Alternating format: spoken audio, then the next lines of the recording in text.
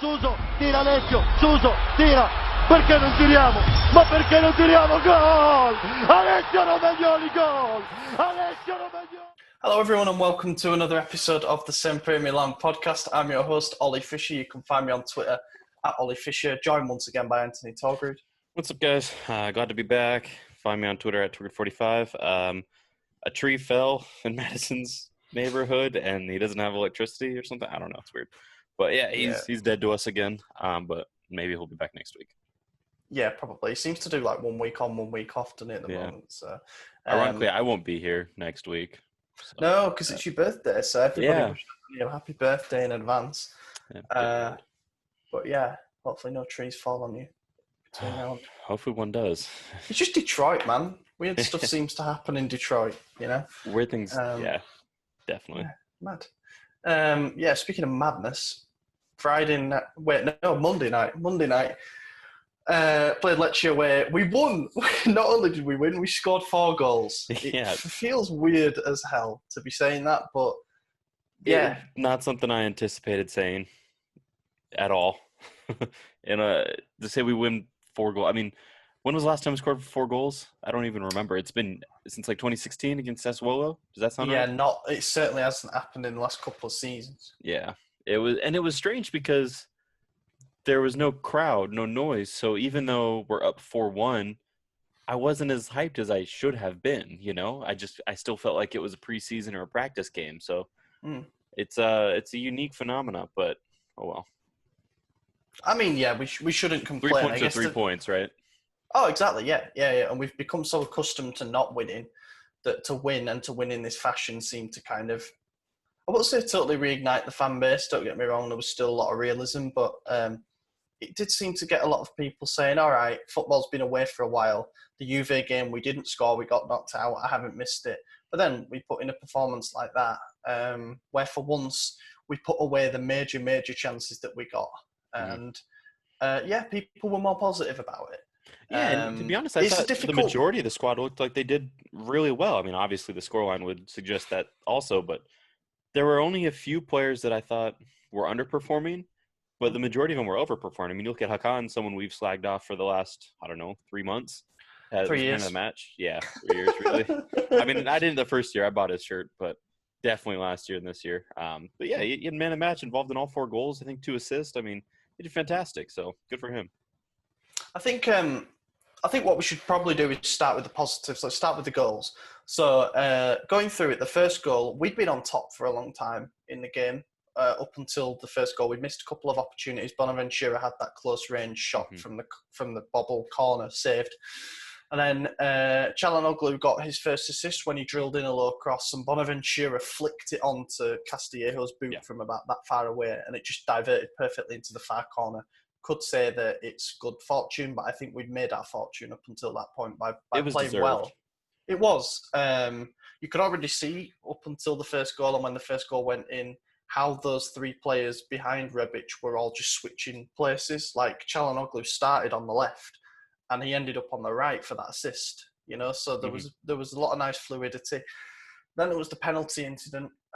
We'll come on to that, and then we scored pretty much straight after as Bonaventura tap in from Çalhanoğlu's shot. So he had a hand in that goal, but it's not an assist. And then Çalhanoğlu's through ball for Rebic not long after that to make it 3-1. Really well taken goal. You know, Rebic he had ran to run it 60 yards. Yeah. And then did you notice Romagnoli was the first one to celebrate with him? Like Romagnoli hauled ass the entire pitch and was the first one to like embrace, you know, besides Lecce ball boy. I was going to say, let's talk about that now. What an amazing story that is. For those who haven't read it yet, I would urge you to go on our website and check the interview that the local paper in Lecce have done with him. But basically, the story is that he's a 19-year-old player from the youth academy. He's been with the youth academy either for the last 5 years or since he was 5. I couldn't quite translate that right. But either way, been with Lecce for a while. Boyhood fan of the club, from the area. And the goal went in and he sort of turned away because he didn't want to see it, because obviously it's his team and he didn't want to see them getting battered. And Rebic saw that and went over and apparently initially gave him like a playful punch, and then he started smiling, and then he gave him a fist bump, and then he gave him a hug afterwards. And there's a great photo of it. And I just think it was a really cool moment, you know. Yeah, I mean, as a obviously he's a player, but let's be real. That even though you're a part of the youth team, you're not recognized as like a professional player, you know. So Mhm. his, I guess, it's basically like a fan interaction with the player, and regardless of if it's your team, the team against you, when you see a player and you get to interact with them up close, it's exciting, you know. No matter who you are, who you root for, it's cool. So to have something like that happen to you, especially when you're on the pitch and have a goal scorer, someone who's in as great a form as Rebic, come up and you know, tease you a little bit, give you a hug like that. That's cool. It's really cool. So It was cool, yeah. It was a nice moment. I mean, we got some good content out of that. And yeah, it was fantastic to see the ball boy have a smile on his face. Obviously, it was his team getting dicked. So it's kind of difficult to find a smile, but he did. And in addition, while we're on the subject of Rebic, you know, he seems to be like the person that every single fan is getting behind, because we record on Wednesdays, obviously. Today was a day off. The players were in on Tuesday, so the day after the Lecce game, to do some sort of recovery work, you know, muscle fatigue stuff. But they had today off, and Rebic still showed up to train, even though he had a day off. So that just shows he is, you know, forget the Juve thing. He's dead he's set serious. on yeah. And God, I would love to insert a clip here of what we said before Christmas about him, you know, about how Right. he's probably going to be heading back, because it is just It's what cool a because he's remarkable taking kind of turnaround. the same trajectory as Bakayoko. You remember, he Mm. started off poorly and he got a lot of hate for it, and he used that and turned it into motivation. And it seems Rebic has done the exact same thing. And like I said, showing up early. One of four players, the other three were are all injured, so I think they might have been required to show up anyways, between, you know, Duarte, Musacchio, and Ibra. Mm. But yeah, I mean, he's doing everything right, and he's making the most of it, and now he's a fan favorite. It doesn't make any sense to get rid of him. I think, like you say, with the Rebic thing and the Bakayoko thing, it's what separates the men from the boys in football. You know, the players who are very, very mentally resilient and will go to any length possible to prove themselves. And if they do something that's not up to their usual high standards, for example, Rebic's red card at Juventus, rather than wallow in self-pity and rather than just accept, you know, scoring a goal to make it 3-1 against a team that's destined for relegation, just wants to go that extra mile and prove to everybody his levels of professionalism. I have been so blown away with Rebic since the Christmas break. I mean, he's got 8 goals in all competitions, 7 in his last 7 Serie A starts. It's incredible. You know, it's not getting talked about enough, the goal that he scored against Lecce, because, like I say, he picked up the ball and he ran with it for 60 yards and he produced that composed finish. The goal that it reminded me of, remember Menez against Palermo, when he ran it through on goal and dinked it over the keeper into sort of the Which but honestly, speaking of good Menace, to get completely off topic for a minute, he just signed with Regina, yeah. But you know, obviously everyone knows that the backheel goal where he rounds the keeper against I believe it was Parma. Did you see Piontek in a very similar situation, and then his teammates stole the goal from him this week? No, I didn't see that actually. Yeah, so Piontek's running down. He's running down the left side of the box. Beats 2 defenders, goes around the keeper. He's got the ball like right on goal line, and he's like gearing up to take the kick. He's maybe a yard out, and his fucking teammate just slides in and steals this goal. And Piontek's just like, "What the fuck?" Like, you'd be gutted, wouldn't you? Because even though I mean that Menez goal against Parma, don't get me wrong, love watching it back. Great goal, mental game. We won that 5-4. Oh yeah, it just provokes so many memories of that particular era under Inzaghi and how well we started that season. But there is no denying it was an extravagant back heel on the goal line. Oh yeah, it was point blank. It's impossible. I just find it funny that Piontek, who's known for being a poacher like that, tried to kind of do the same thing and got it robbed. But that is quite a funny one. Speaking of goals on the goal line, nice little segue. 4th goal against Lecce. Yeah. Rafa Leão scores for the first time since January. Yeah, with that header. I like it.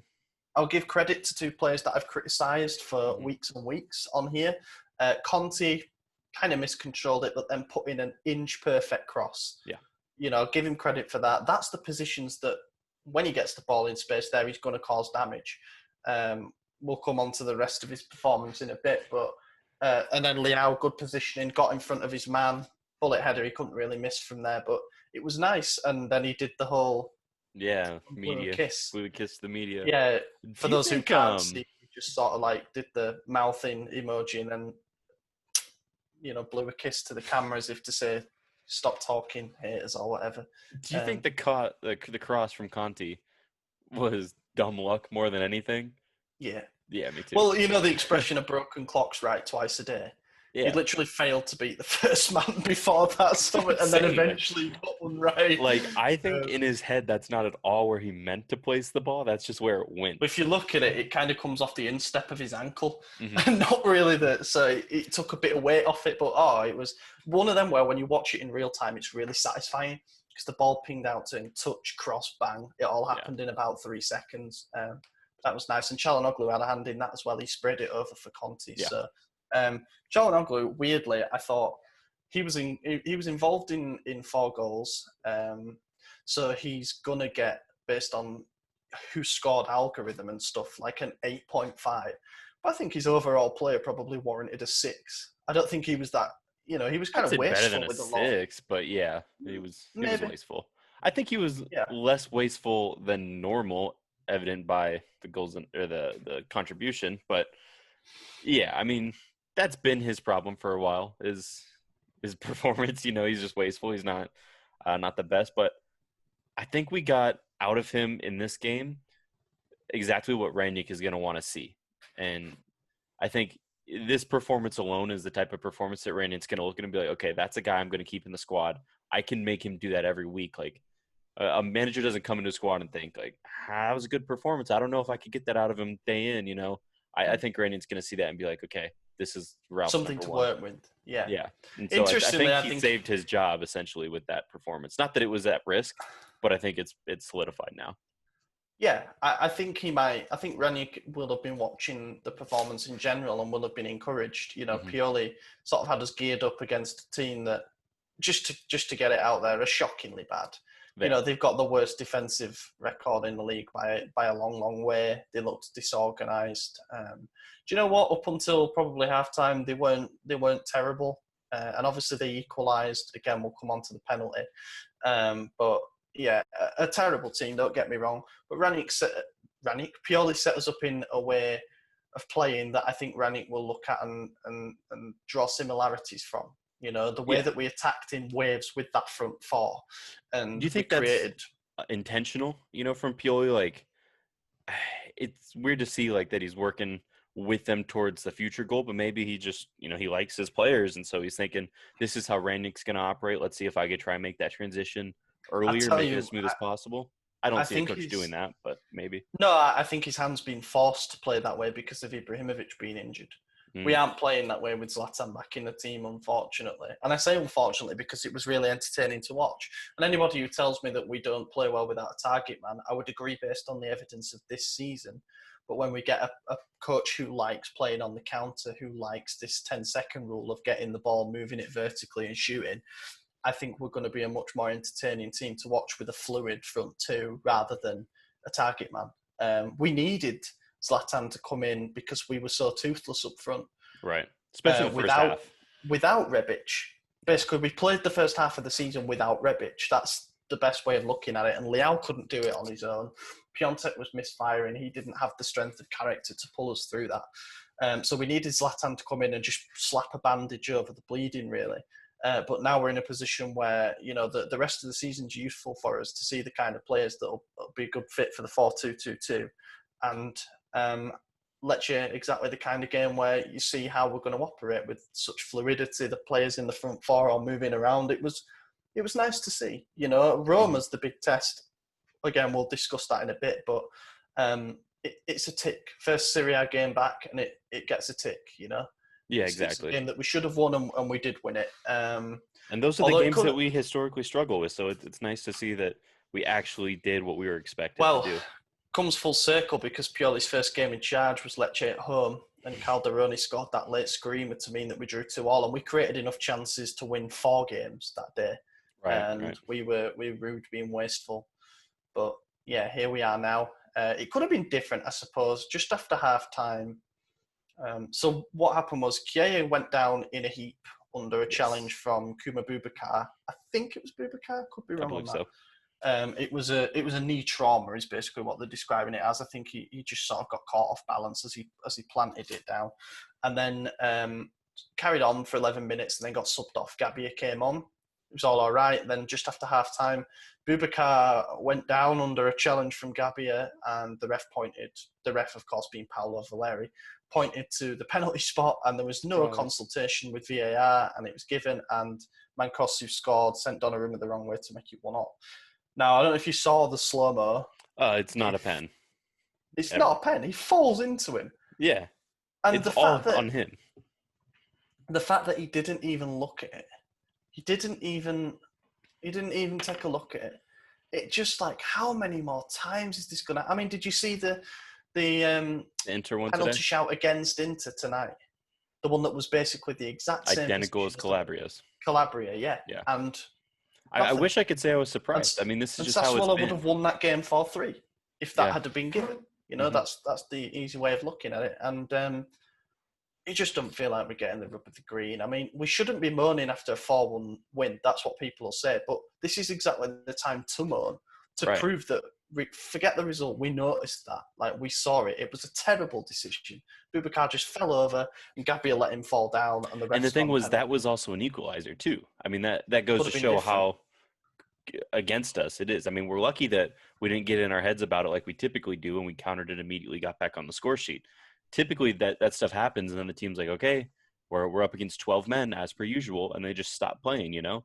And we finally didn't do that, but still, you're right. There's no reason that we shouldn't be complaining about stuff like this. It happens week in and week out. It's at the point, I mean, everyone makes their conspiracy theories, but it's at the point where it's really hard to even call it a conspiracy anymore, you know? It's just a mountain, and it's getting bigger, of evidence to suggest that VAR has not been great to us. No, you know, we'll see. I think there'll be one incident that tips it over the edge between now and the end of the season, and everyone just completely loses their mind about it. But yeah, just not a good look, especially it being such a contentious decision at such a key moment of the game. And he didn't even look. He just didn't even go and have a look at the monitor. That's what bugs me a little bit, you know. Anyway, whatever. We won 4-1. It didn't matter. Could have scored more. If I'm going to be critical, we're still lacking that proper killer instinct, you know, to really put 6 or 7 past a team like that, which, you know, all teams would have done. But apart from that, pretty good. I mean, even Conte had an average game. We did a tactical analysis piece, which is worth looking at. It'll be under the match section on the website. And there was an interesting point. It was the last point, I think, that was how they just constantly managed to drag Conte out of position by playing little 1-2 triangles down his side. It's just, his defensive work is just not happening, I'm afraid. We know now, though, that's the thing. You know, if he could have been amazing, if he could have looked like Cafu in that game against Lecce, it's something to build on. And then if he'd have had a good performance at both ends against Roma, again, people's heads start turning and they think, oh, okay, maybe there's something here. But yeah, you know, an assist doesn't mask what was another bang average performance, unfortunately. Calabria, you know, he must be thinking, what have I got to do at this point? Especially given he's the one that we apparently want to sell. Put him in the shop window, you know, try and get a bit more value out of him. It's interesting. I think they're banking on the fact that whatever they sell Calabria for, pure revenue. So give Conte the minutes, give him a chance to grow and evolve. But I mean, is it worth it? Like, is that the club saying we're not in any sort of European race, even though we are, with 7th now being confirmed to Europa League spot? I mean, we need that. We can't go into the season without it. So we need to finish like that. But I mean, I don't know. Do you think we're gonna get Europe? Well, I'll throw a question out there now. Comes from Rohit Rajiv, and he was the guy who did the tactical analysis piece. Let's say he's just started writing for us. He's been writing for us for 3 weeks now, I would say, 4 weeks, something like that. Does really, really good player analysis pieces, really good features. He's done a 3-parter on why we've turned to Ralph Rangnick, which is great. Financial analysis, fantastic stuff. Just go and have a look at that. It's under the features section. He asked us a question for the podcast and said, is making Europe a good or bad thing for Milan, considering the squad depth that we'd need to get in the summer to actually be able to compete across 3? I think it's still a good thing. I think that even if we don't make it far, we need to be in the competition. We need to have some sort of allure, even if we don't believe we're going to win, just to say to prospective players, look, we know it's not Champions League. We're in the Europa League. We're growing. We're moving up.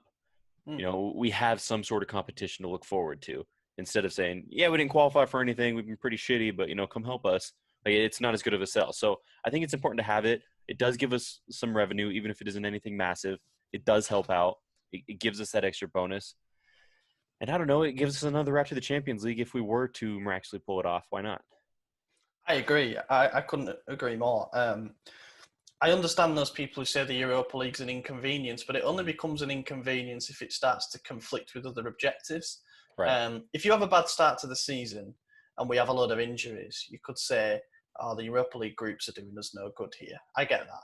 But then when you get to the knockout rounds of the Europa League after Christmas, it's not a hindrance at all. It's you can 2 easily, games. Yeah, you can easily get away with playing 2 games a week, 2 weeks out of the month, if that makes sense. That's all it is. And even then, those Nobody group was stage games, complaining when we got to the knockout against Arsenal. right, everyone was excited. They were looking forward to it. And those group stage games, no offense to any other leagues, but they're not against top quality leagues. Rarely do they put up a big fight. I mean, we played mostly reserves, and the last time we were in it, and we topped our group no problem. It just played like our second 11 and Andre Silva up front, and that was enough to comfortably. And he got like 5 goals. That was the Arsenal season, but right. Yeah, the last season was bad. I mean that means we didn't get out of our group last season. Olympiacos weren't bad, and they had been a Champions League team consistently up until that point. And Real Betis I was well impressed with. But then, it wasn't a memorable campaign. I honestly forgot all about it. I was thinking we went through. That was the wrong season prior. But it wasn't a great campaign, but the Arsenal one was definitely enjoyable up until the Arsenal game, where I think if we had it back, we'd do a lot better. But I still firmly believe we were the better team in that fixture as well. Away game, we were all over him until that dodgy penalty that was given on Danny Welbeck. Surprise. That was right in front of us, and it was terrible. It was worse than the one on Boubacar. But yeah, we need Europa League for, I'd say 3 reasons. Number 1 being financial. You get 30 mil bonus at least for just reaching the group stages. We could do with that money. And then you get more the further you get in the competition. 2 being the prestige and the allure. Like you say, being able to attract players who perhaps already play at Europa League clubs like Szoboszlai. They were a Champions League club this year, but obviously dropped into because of the Champions League. All of these targets that we've got who want to play in European competition in some capacity, like Rashica maybe, who's at Bremen. Just so many of these targets that would like the opportunity to show what they can do on a European stage. And the prestige part being the fact that we haven't won the Europa League yet / UEFA Cup. It's the one that's missing from our trophy cabinet. So I think we should go for it, because then we've got the full set. And then the third part is that we eventually have to, the next time we qualify for European competition, be it Europa League or Champions League, we have to go to UEFA and agree a new settlement, basically, regarding our financial fair play. And the reason that it's better to do it this summer is because financial fair play restrictions have been slackened across the board because of COVID. So if we go to them and say, oh, by the way, we're in Europe next year, about this settlement agreement, it's much more likely to be in our favour. And also there was a thing that came out from PBP, Pietro Prota from Radio Rossiniera, that said that as part of the settlement agreement initially, the one that we signed last year, which included us getting excluded from the Europa League, in exchange for that exclusion, we had a year of no restrictions, basically. We could spend what we want. And that was meant to be this summer. But the rumour is that when we go back to negotiate this settlement, we're going to ask for it postponing. So we get basically 2 free summers where we can do whatever we want, because all the other clubs are getting one anyway. So we should get that plus the one that we got booted out of the Europa League for. Makes sense to me. So, yeah, it just makes sense to do it this year. So we can get that as well. And, yeah, it just helps Rangnick as well. And it gives him another sphere, another environment for him to blood his players in. And unless he does absolutely god awful that first season, it essentially gives him 2 seasons, Yeah. And I think that's it's weird because the summer of 2017 when we brought in all those players, the Chinese ownership, and we were in the Europa League, obviously. It was the Europa League where we were putting teams to the sword, and that was the only sort of area where we looked competent. Right. Especially Andre Silva, who was banging them in. And it was like an escape from our league form at that point. Mm-hmm. And I wonder with Rangnick, when we had Ahmed on, he said it well, that we're probably going to need a year for him to get adjusted to the tactics of Italian football. Not only is he the head of recruitment, but he's our head coach.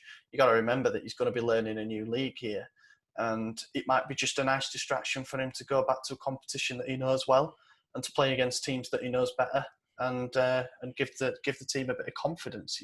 Yeah. But that's and we might perform better than in the league, like you said. It might be beneficial all around. I don't see any downsides. But back to league action this weekend, this Sunday, it's 5:15 Central European time, I believe. We've got Roma at home at San Siro. Roma have just won. As we're recording, I was checking the score. Roma have won 2-1 against Sampdoria. Late winner from them. They're in fifth now. Obviously, they're looking a bit out of reach of us now. 9 points ahead. Basically looks like a shootout for 7th spot for us. Yeah, because Napoli are 3 points ahead, and we've still got to play them away from home. So I suppose if we beat them, we could get the head-to-head advantage. But yeah, it's going to be tough. Yeah, that's going to be an interesting game. I mean, we'll start with the starting lineup that you would play. No Ibra, by the sounds of it. He's not going to be back in time. Chiesa is also probably going to not be risked. Probably not going to be risked even. So it gives us selection problems straight off the bat. I'm guessing we're going to pick similar teams here, to be honest. I think it's going to be almost identical to the last game, just with Gabia, obviously, and that's really the only change I would expect. Yeah, I agree. People might say that Leao has earned his shot. I don't agree with anything, I think if he did, it would be in a 4-4-2, and he'd be stuck up front with Rebic instead of maybe Bonaventura. Castillejo, I have to give him his props as well. He grew into the game at Lecce, and he had a great performance. He keeps his spot. Obviously, Çalhanoğlu keeps his spot because he's literally immovable at this point. I think the back four, as you said, pretty solid. Just got to get Gabia in there for Chiesa if he's not going to be risked. The midfield too, we don't have any other choices. So in a way, consistency is good because it allows virtually the same 11 to build on the last performance. Yeah, and it was a great performance. And additionally, we have 5 subs. Anyone who needs to come on, there's a good chance they will. Granted, Pioli made the weird decision to bring on Bilia in like the 89th minute or whatever. That was strange, but whatever. So let's mention that actually now. Yeah, okay. I was going to say about the Lecce game and talk about the subs that he brought on. So they weren't good. Yeah, the first one he had to make Gabia on for Chiesa. Leao on for Rebic with 23 minutes left. Totally understand. Keep Rebic's energy for Sunday. The last 3, he brought on Salamakers. I don't think he's going to stay beyond his loan, to be honest. Belia for Bonaventura. Belia, that's a player who's leaving at the end of August for a player who's leaving at the end of August. And he brought on Paqueta for Kessier, but he gave Paqueta 4 minutes at the end of the game. And it's almost offensive. It is genuinely like he's trying to make a point here. Yeah. Paqueta coming on makes sense, but do it earlier. Granted, this wasn't a game that we were looking for any explosiveness, any flair or anything. The game was settled. Everyone agrees there was no coming back for Lecce. There was no need to push for anything else. But it's that's when you give the opportunities to the young guys, the Colombos, the Daniel Maldinis, the Brescianinis, whoever we had on our bench. Give them the chance. Don't give it to, like you said, a guy who's leaving in August who has been nothing for us. He's, if he was like a club legend, then sure, give him some minutes. But Billy, he was a bad investment. If you can't give these Primavera players that may or may not play a big role next season under Rangnick, who likes his youth players, if you can't give them game time 4-1 up against a relegation battling side, when are you going to play them? Exactly. We brought on Daniel Maldini for the last kick of the game when we needed to find a winner from a corner against Hellas Verona at home. Like, what That was made the no lot? sense. That was Purely, upsetting. That ruined his debut. yeah, that was shocking. So for me, I mean, I wouldn't have brought on Salamanca's Belia. What I would have done is brought on Paqueta earlier, probably for Bonaventura. Hmm. Kessier for Krunic, because we still need to figure out if there's a player in Rade Krunic. He's got 11 games basically to figure out Yeah. if he's going to be sticking around or if we should sell him to Torino or whatever. And you've got to get Colombo and Daniel Maldini on somehow at 4-1 up. You just do. Like, Yeah. it's perfect time for them to get some minutes. And if one of them were to have scored, it would have been a huge story on top of an already good day. Exactly. And, I'm not a big proponent to throwing in youth players just because, but when the option is either Billy or a youth player, then it's a no-brainer. If you make no changes, I would have been less upset. If we'd have just left it. And I do think Jack should have came off significantly sooner than he did because he just doesn't have the legs he used to. This was a bad performance from him. It wasn't god-awful, but for what we're used to, it was pretty low. So I think he deserved to come off significantly sooner than he did. And like you said, there's so many better options. If Maldini could have got it, and the fact that we were 4-1 up, there's no pressure to perform at all. That's the ideal time for a youth player to come on and do something. It's almost like a pressure vacuum at that Exactly. point. There's nothing. It's just go out and show us what you can do. And someone had tweeted to me about it and said that the time to bring on a youth player is also when you're 4-1 down because there's nothing to lose. But I think that's a lot more pressure than the kid's scared. Sure, they're like no one's going to hold them responsible, but I don't think that's as good of a spot. I think that's when you bring on the veteran and just hold down what you got.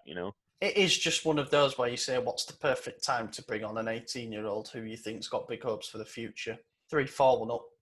It's just, that is the perfect situation. And I wonder if Paolo will have been a bit fuming about that, because it's his son at the end of the day. There is a vested interest there. Yeah. And you've got to question, like, when is he going to get the minutes if he's not? Right. Well, because then it's like the headline, if he comes on, does something, Daniel Maldini scores an incredible 5-1 thriller.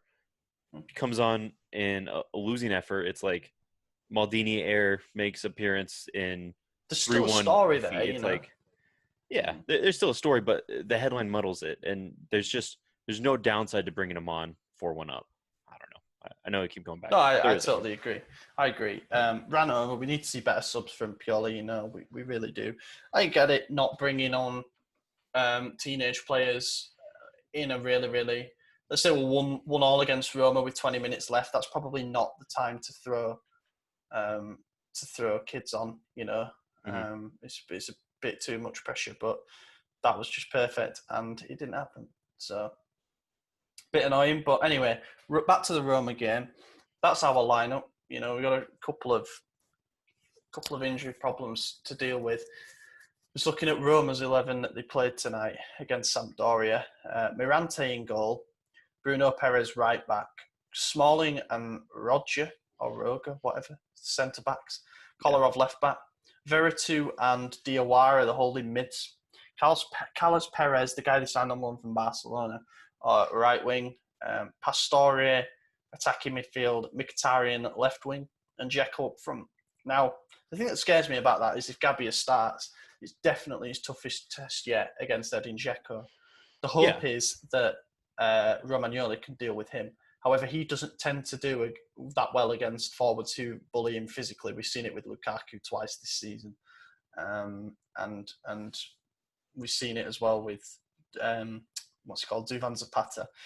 Dzeko is just an expert Serie A marksman. He's a hell of a unit. He's a presence up front. I'd love to have him. If Ibra left, I would love to be able to bring in someone like Dzeko for when we need a similar kind of presence. It's going to be tough, this. It is. And, I'm looking right now at FOTMob, this app that I use, and they have Milan with a 63% chance of winning, which I find insane. That doesn't make any sense to me. In the last, head-to-head games, however many, last, 20 games, we definitely have not won the bulk of that. So I find that really interesting. It's going to be tough. They're in significantly better form than us. like you said, Dzeko's going to be really strong against Romagnoli. It's a tough match for Gabia to start. Hopefully Donnarumma shows up like he has been, because he killed it against Juventus. He always pulls up for the big – well, not always, but he's pulling up for the big games right now. If he continues to do that, we might be in good shape. We might be able to catch him off the break like Rebic did in this last game. But I don't know. It's going to be a tough one, and I wouldn't bank on a win, but I also wouldn't doubt, or I wouldn't be surprised if it happened, you know? Yeah, I think we're going to lose. Like, Okay.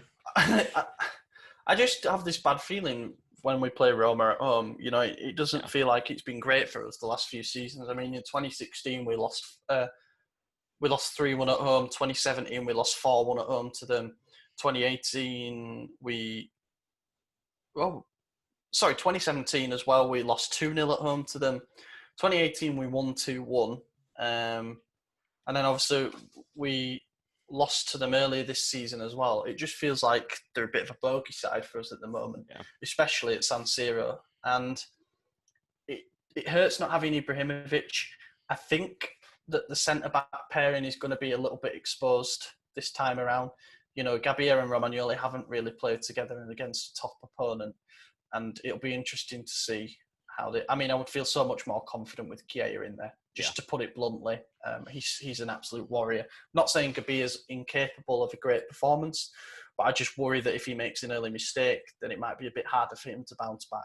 And Roma are a good side. You know, I look at their 11. It's not a bad 11 at all. The big names aren't really there, but they certainly have a spine of players that's pretty good. And I mean, that 11 was missing the likes of Zaniolo and Pellegrini, who are both out injured at the moment. So that gives us a little bit of hope as well, I suppose. But I don't know. Like, I don't feel particularly good about this. I suppose they're 9 points ahead of us in the standings for a reason. This is a big one. Like, I'll be honest, this is a big. It's a big barometer of where we are in terms of what we've learned over the lockdown, where the current level of the squad is at, and more importantly, we're going into this murderer's row of games again, where we've got both Roman clubs, we've got Juve at home to play, we've got Napoli away. It's going to be season-defining, because if we come out of that with 2 points, what did we get last time? It was 2 points from that batch of games, then we can kiss goodbye finishing 7th. You know, because Hellas Verona and Parma seem to be sort of keeping up the pace, really. Well, we're in 9th right now. Or no, we're in 8th. Yeah, we're in 8th. But, I mean,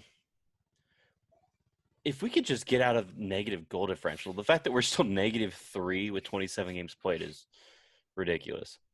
And we were -6 just last week. Yeah, I know. Yeah. All that comes from the 5-0 at Atalanta.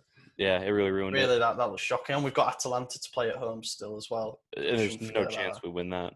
We're getting I've slaughtered got again. us down. Well, it's funny that we might as well have it now, because there was a tweet that was going around where people were predicting how many points we'd get between now and the end of the season, looking at the games that we've got on paper. Need to try and find the list here. But starting with Roma, I put for us to beat Lecce, I put for us to draw with Roma, beat Spal, lose to Lazio at home, draw with Juve at home, because I haven't been impressed with them really since they came back. Lose away at Napoli because Gattuso.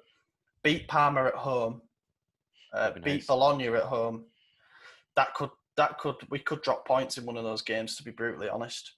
Draw with Sassuolo away, because you can just never tell how they're going to go. Lose to Atalanta, and then beat Sampdoria and Cagliari to end the season. So I had just 21 points from our remaining 12 games. Whether that's not enough. Good.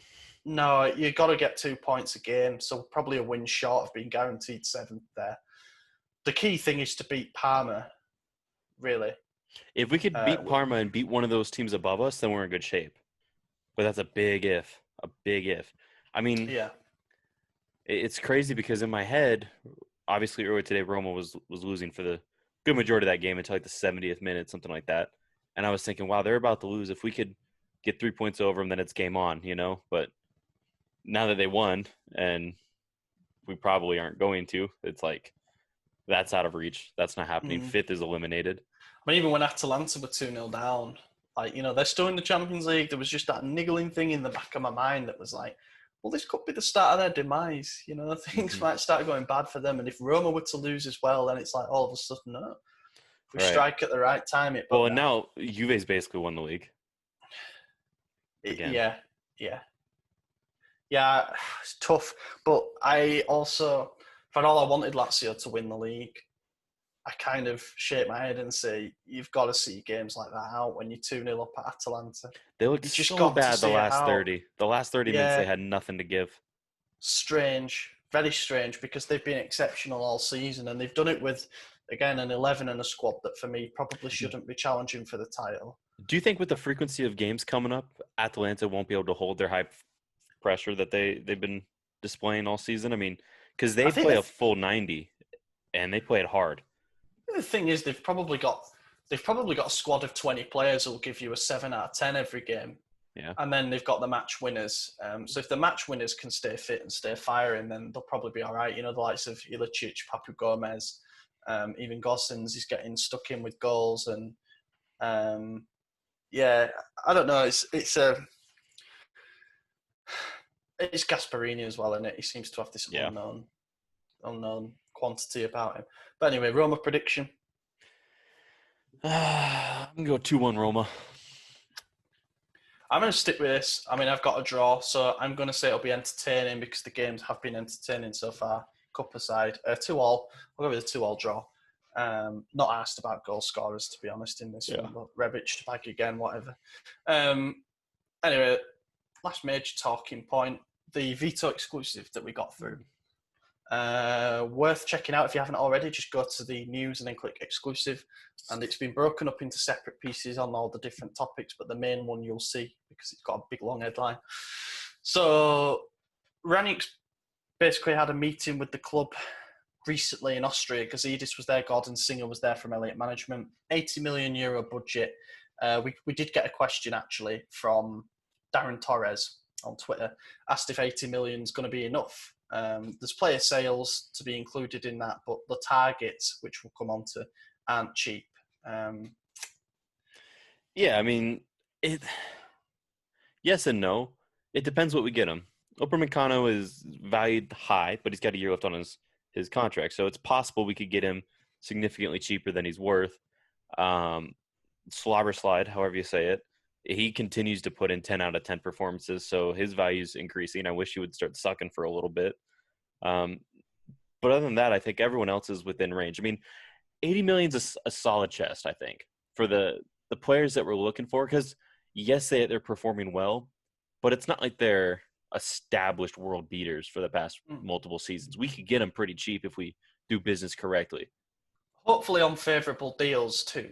You know, exactly. The Jovic thing is like if we have to pay 2 years loan and then we've got an option to buy, that is just no-brainer business. Oh, yeah. Because if he does well, he's going to want to stay and the buyout looks cheap. If he doesn't do well, then we send him back. It's that simple. Easy. You know, that's the way we have to go about business now. And it's important. I mean, the 4 targets that were mentioned, if you haven't read the report, Upamecano, as you said, contract situation could favour us. Obviously, he is one of Rangnick's pupils, basically. Szoboszlai, he got 4 goal contributions tonight, a goal and 3 assists for Salzburg, so he's flying. Apparently Arsenal are in for him as well. But we've got an agreement with the player. Mm-hmm. He's given the green light for the move, and we're going to launch an offer. So I think we need to nip that in the bud and get that in, because it's a position we need desperately as well. It's got to be our first signing, or I guess our second technically, but it's got to be, out of all the main targets, that's got to be who we go for right away, because he's going to go quick. A big club wants him, I guarantee it, and it better be us. Yeah, I totally agree. Milo Rashica. I don't really know much about him.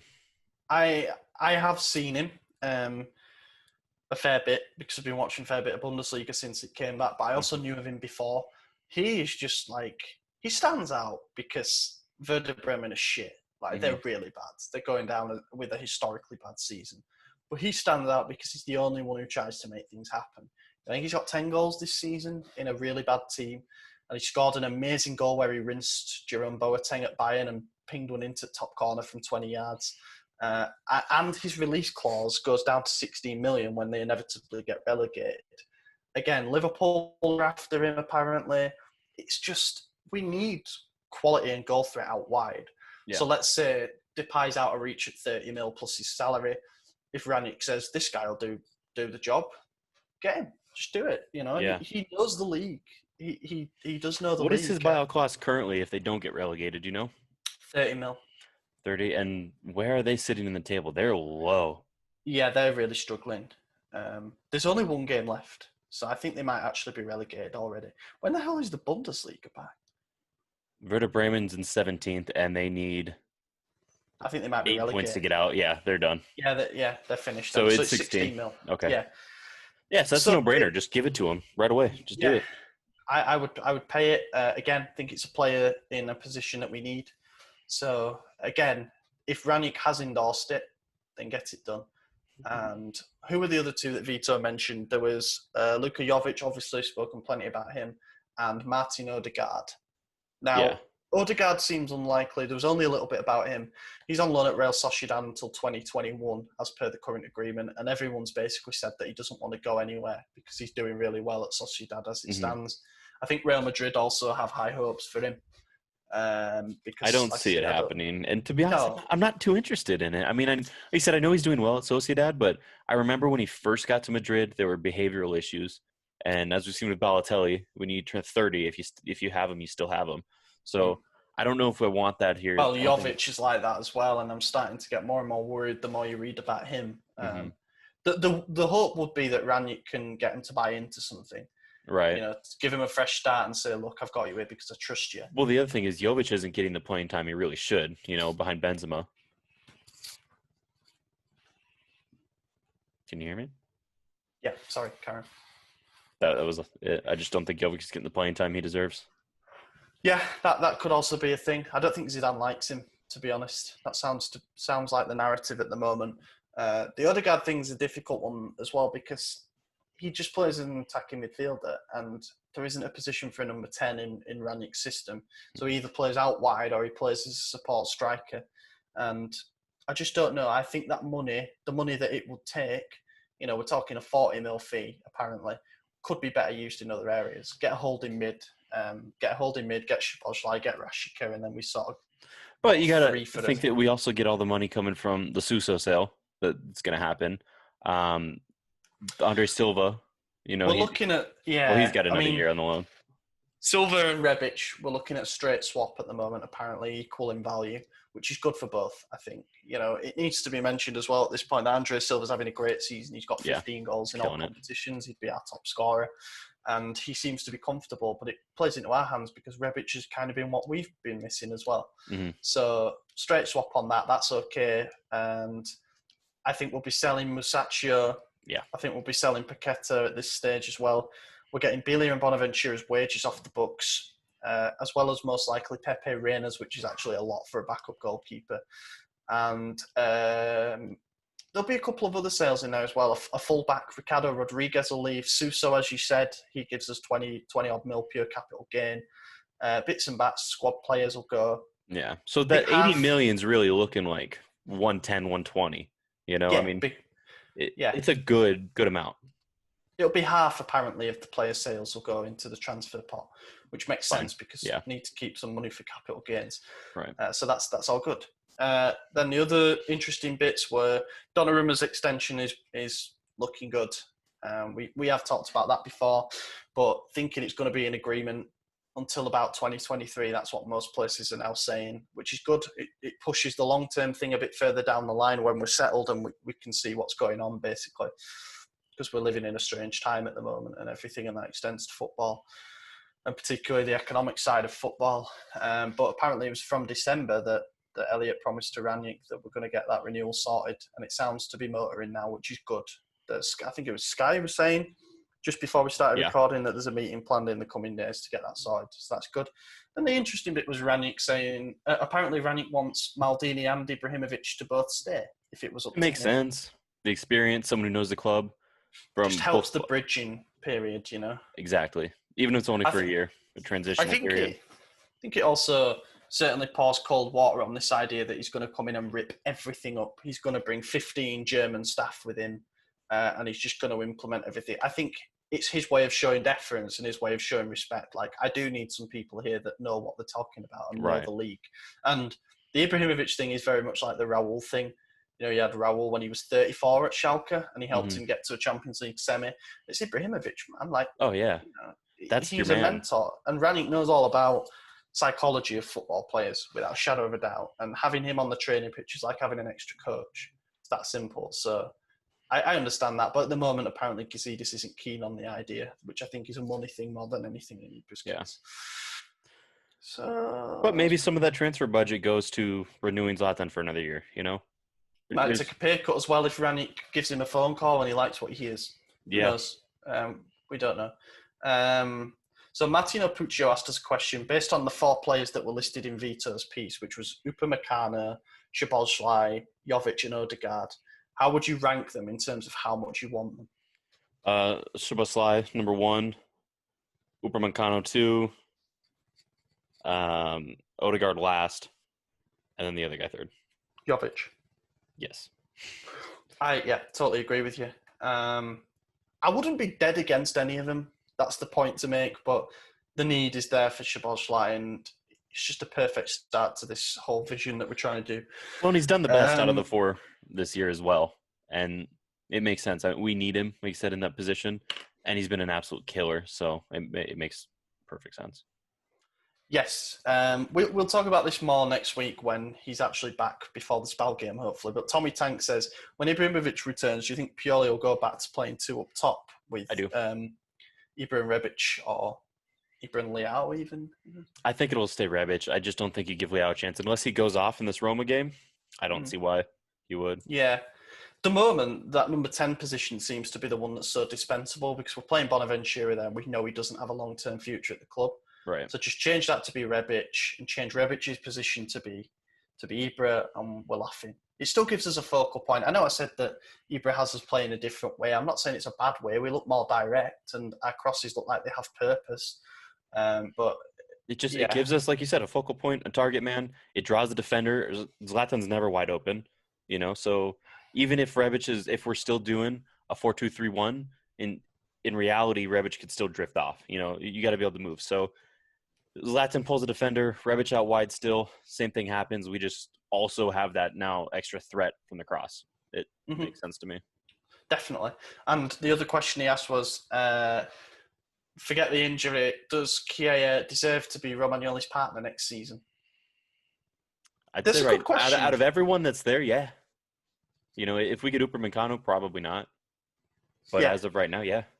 I think if we get an Upamecano or a similar profile like Kamara at Marseille, you know, a 21, 22-year-old centre-back who has the potential to be Romagnoli's long-term centre-back, who is only going to grow and get better by getting consistent playing time, I'm afraid Chiesa at 31 is probably going to have to move aside and be used for Cup and or Europa League games and as injury cover. I mean, we've proved that we need injury cover because Chiesa's out, Duarte's just coming back from a long-term injury, Musacchio's out for the season. He's played his last game for us, by the way. And, we just look a bit thinner now. Don't regret not sending Gabby out on loan in January now. Yeah. Because he's going to be starting and we don't have a choice. So I think Chiesa will be more 3.5 mil or whatever the buyout is. It's around that figure. 2.5. Yeah, it's a no-brainer to keep him around. And I think he wants to stay. So that's a big deal as well.